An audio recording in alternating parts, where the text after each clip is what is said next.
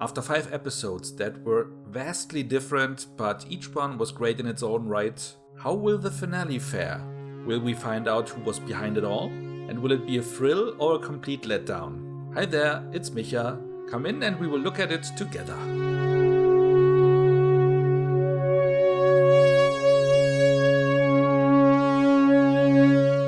The finale was a tough one for me, because before I was going to rate it, I was trying to understand all the implications and all the logic behind it, all the mechanics and the consequences for the future of the MCU, which took a rewatch, some heated discussions with friends, crawling through some key elements of previous episodes and even movies, and several other videos I found online on the subject, and still I couldn't really be sure I understood it as I was supposed to.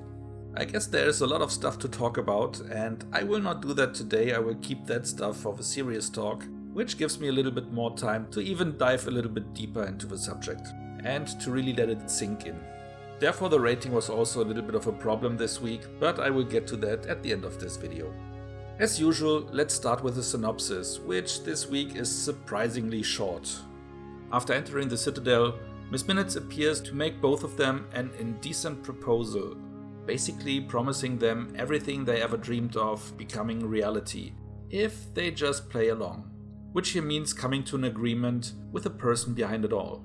Not buying into that, they soon meet the one who is called He Who Remains, which is just a regular guy. In a nutshell, he explains to them that he is the lesser of multiple evils, because he tries to keep the peace, while there are other variants of himself who are true warlords and want to destroy other realities.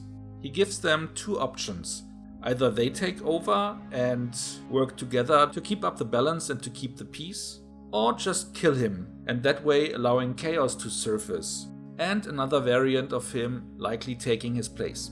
As Loki believes him, but Sylvie don't, they start fighting, which ends in a kiss, and Loki afterwards being shoved into a portal back to the TVA by Sylvie, who stays behind with He Who Remains to kill him, despite his name. Soon after, the timeline breaches out and creates some kind of a web. With his last words, the Time Lord says, "See you soon." While back at the TVA, Mobius doesn't even recognize Loki, and as Loki looked at the statue of the Timekeepers, they are gone, replaced by one statue of He Who Remains, or as we will likely know him in the future, Kang the Conqueror. I know at first glance that doesn't sound like much. And to be honest, the episode is mostly dialogue, but it is terrifically acted and the storytelling is very, very creepy. The three main characters in the finale really draw you in and make you wonder who is lying, who is telling the truth, and how everything might end. It definitely ended differently than I expected, so that threw me off a little bit. And all our theories turned out to be wrong, except the one that behind it all is Kang the Conqueror, because He Who Remains is played by the same actor who is credited for the next Ant-Man movie as being Kang the Conqueror. But even without that hint, we would have known that because he mentioned a lot of things that he was called in his lifetime, and one of that was being a conqueror, which he really prominently pronounced. So Kang the Conqueror was then not a stretch, but as mentioned before, it's pretty much already confirmed. The fact that it was different than I expected didn't mean that I didn't like it. But I have to admit that I didn't like it instantly. Like mentioned in the beginning, I had to rewatch it and let it sink in to be able to create an opinion on if I really enjoyed it or not. The only thing I could say right away is that I didn't hate it, but I couldn't say if I loved it. For sure it was a really great way to set the stage for season 2. And getting back to my previous prognosis where I said the TVA will not be relevant in season 2, well, you see, it still will be relevant. So that prognosis was a complete dud. At least both of them are still alive. That was my greatest fear, that they would kill one of them off. They are divided now, but I can live with that because the next season hopefully will try to fix things. Though we only see that Loki is still alive, and maybe if everything changed at the end of time, maybe Sylvie's gone? But I don't hope so and I don't think so. But we will find out next season. And I will discuss that with my sister for sure. What the show showed us is that the producers are kind of sneaky and tricky bastards. In a positive way, I would say. Because in announcements leading into the series, they said that while WandaVision and The Falcon and the Winter Soldier will lead directly into movies, this series will be a standalone thing. Something that is not impacting anything.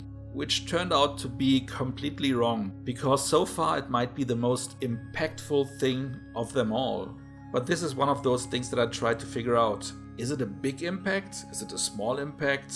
Is it something that might even change history?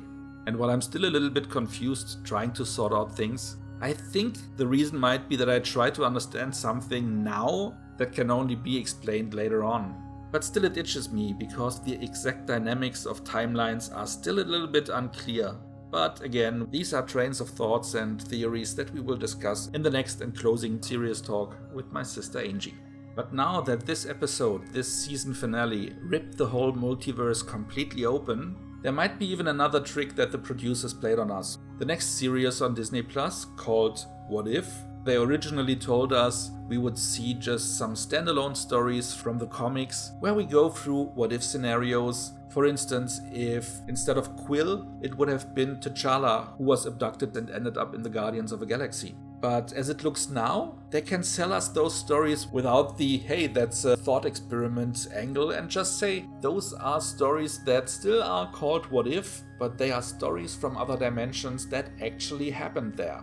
If that makes a difference, I'm not sure, but at least that is something that we can look forward to.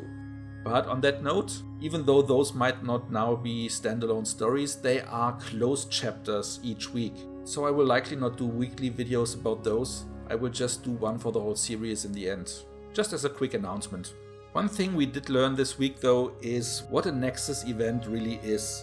And by the definition we were given and putting everything together we know so far, we can say a Nexus event is anything that might happen in any reality that might create a way one of those different and dangerous variants of Kang might get the upper hand and might start another war between dimensions. What they didn't explain though was what Sylvie's Nexus event was. Something I'm still quite interested in seeing. But after He Who Remains told them that everything they did to reach him was predestined by him, he paved the way. Maybe there was no Nexus event at all, and it was just that he wanted to have them on that track to reach him and be offered the opportunity to manage the whole TVA going forward. But this, like everything else, we will find out in the next season.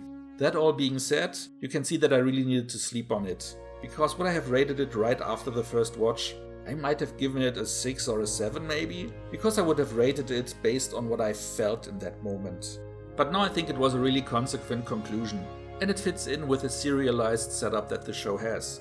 Because if there is a second season, they don't want to tie up everything beautifully in a bow, because that is how series nowadays work. You gotta have a cliffhanger, right? I mean, that's something you can agree on or not. I personally think that cliffhangers only make sense if you are 100% sure that you have a new season, which here I guess with Disney Plus and all the marketing behind it is a sure thing. But otherwise, I'm not the biggest fan of it. Especially if it doesn't get resolved. That all being said, I will rate this one, like most of the previous episodes, with a very solid 9 out of 10 points. I would have loved to given it a 10, but that wasn't possible. But again, 9 out of 10 is fantastic. Wouldn't you agree? Speaking of it, do you agree with that rating? And what were your thoughts on that episode? Let me know in the comments. That's it. As usual, if you enjoyed this video, please like it and share it with your friends. And why not subscribe to my channel so you won't miss any future video. Make sure to also hit the notification bell so that you get a heads up whenever a new video is posted. So much for now, hear you next time, and thanks for listening!